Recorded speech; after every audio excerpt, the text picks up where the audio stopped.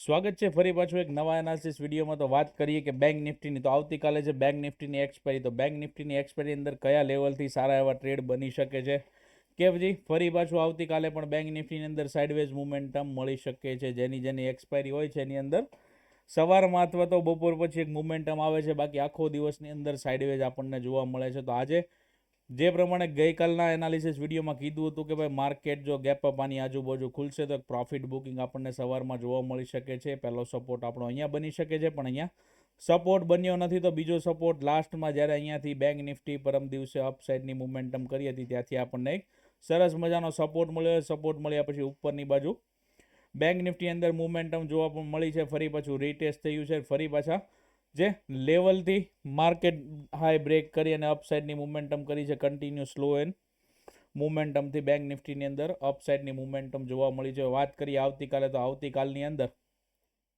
જો bank નિફ્ટીનું opening અહીંયા flat આજુબાજુ થાય છે તો આપણને 51,350થી લઈને 51,100 આજુબાજુનો આપણને એક સપોર્ટ ઝોન છે ને ઉપરની બાજુ રેઝિસ્ટન્સ ઝોન છે. આ બે ઝોનની વચ્ચે બેંક નિફ્ટી આવતીકાલે સાઇડવેઝ રહી શકે છે. માર્કેટનું ઓપનિંગ અહીંયા ગેપ અપ થાય છે અથવા તો 51,350ની ઉપર ગેપ અપ ઓપનિંગ થાય છે અને અહીંયા વેટ હોલ્ડ કરે છે. બેંક નિફ્ટી હોલ્ડ કર્યા પછી જો અપસાઇડનું મોમેન્ટમ કન્ટિન્યુ કરે છે તો આપણને 51,500નું જે લેવલ છે ત્યાં સુધી આપણને એક ટ્રેડ અપસાઇડનો મળી શકે છે. હવે માની લો કે ગેપ અપ જ 51,500 આજુબાજુ થાય છે તો અહીંયા ફરી પાછો એક આપણને રેઝિસ્ટન્સ ઝોન મળી શકે છે. ફરી પાછા અહીંયાથી આપણને જે સેલર છે એ એક્ટિવ થતા જોવા મળી શકે છે. આપણી જે રેન્જ હતી પહેલાંની જે 51,100થી લઈ અને 51,500ની જે રેન્જ હતી એની વચ્ચે ફરી પાછી બેંક નિફ્ટી આવી ગઈ છે. તો એક બેંક નિફ્ટીની અંદર ફરી પાછા આપણને સાઇડવેઝ મુમેન્ટમ પણ ફરી પાછી જોવા મળી શકે છે. તો જો 500ની ઉપરની બાજુની મુમેન્ટમ કરે છે તો એક શાર્પ મુમેન્ટમ અપસાઇડની જોવા મળી શકે છે.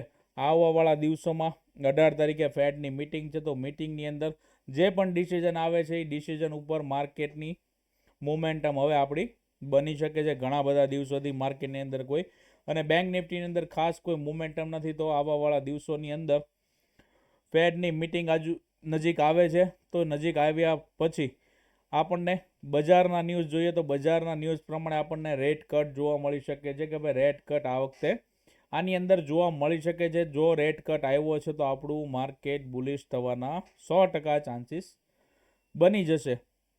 તો 51,500નું લેવલ આપણી માટે ઇમ્પોર્ટન્ટ છે. 51,500ની ઉપર જો ટ્રેડ બને છે તો આવતીકાલે પણ એક શાર્પ મુમેન્ટમ એટલે કે શોર્ટ કવરિંગ ઉપરની બાજુ જોવા મળી શકે છે. ઉપરના લેવલ ઘણા બધા નીકળી શકે છે. તો લેવલ બીજા જોવા માટે આપણી ટેલિગ્રામને જોઈન કરવાની છે. વાત કરીએ તો કે ભાઈ માર્કેટનું ઓપનિંગ ગેપ ડાઉન થાય છે તો શું કરવું? ગેપ ડાઉનની અંદર આપણે વેઇટ કરવાની છે. નીચેની બાજુ આપણને એક સપોર્ટ ઝોન છે. સપોર્ટ ઝોનની આજુબાજુ માર્કેટ આવે છે તો ફરી પાછું આપણે એક બાઇંગનો પ્લાન બનાવી શકીએ છીએ. માર્કેટનો ટ્રેન્ડ જોઈએ તો કન્ટિન્યુ અપસાઇડ છે. એક દિવસ યુએસના માર્કેટ ડાઉન થયું હતું એના હિસાબથી આપણું માર્કેટ પણ ડાઉન થયું હતું. પછી શાર્પ વી શેપની રિકવરી અહીંયા જોવા મળી છે. તો આવતીકાલે પણ જો ગેપ ડાઉન માર્કેટનું ઓપનિંગ થાય છે તો નીચેની બાજુ વેઇટ કરવાનો છે. સપોર્ટ ઝોન આજુબાજુ આપણને કોઈ બાઇંગ સિગ્નલ મળે છે અથવા તો બાઇંગની કોઈ કેન્ડલ મળે છે. જે રીતે આજના દિવસે આપણને સપોર્ટ પાસેથી અહીંયા બાઇંગની કેન્ડલ જોવા મળી હતી એવી કોઈ બાઇંગની કેન્ડલ બન્યા પછી એક અપસાઇડની મુમેન્ટમ અહીંયાથી કન્ટિન્યુ કરે છે તો એક અપસાઇડની મુમેન્ટમ ફરી પાછી આવતીકાલે જોવા મળે છે. અને જો નથી કરતું ને આ લેવલની નીચે અહીંયા હોલ્ડ કરે છે માર્કેટ ઉપર પણ અહીંયા પણ ખુલે છે, અહીંયા પણ ખુલે છે, ગમે ત્યાંથી અહીંયા નીચે આવે છે ને જો અહીંયાની બાજુ હોલ્ડ કરે છે, હોલ્ડ કર્યા પછી જો બ્રેકડાઉન કરે છે તો નીચેના લેવલ જે છે એ આપણી માટે ઓપન થઈ જશે અને સપોર્ટનું કામ કરતું આપણને જોવા મળશે. એટલે કે નીચેની બાજુ પણ એક મુમેન્ટમ આવી શકે છે. આપણે ઓપ્શન ટ્રેડર છીએ, આપણે ન્યુટ્રલ બેસવાનું હોય છે. જે બાજુની મુમેન્ટમ આવે છે એ બાજુની મુમેન્ટમ કેપ્ચર કરવાની હોય છે. ને વાત કરીએ નિફ્ટીની, તો નિફ્ટીની અંદર કોઈ ખાસ મુમેન્ટમ જોવા મળી નથી. પણ આજના દિવસની વાત કરીએ તો આજના દિવસે જે ગઈકાલના જે લેવલ આપેલા હતા કે ભાઈ 25,000ની આજુબાજુનું જે લેવલ છે રાઉન્ડ લેવલ, એ રાઉન્ડ લેવલનું જો બ્રેકઆઉટ કરે છે તો એક સરસ મજાની આપણને અપસાઇડની મોમેન્ટમ જોવા મળે છે. માર્કેટનું ઓપનિંગ જ અહીંયા 25,000ની આજુબાજુ થયું હતું.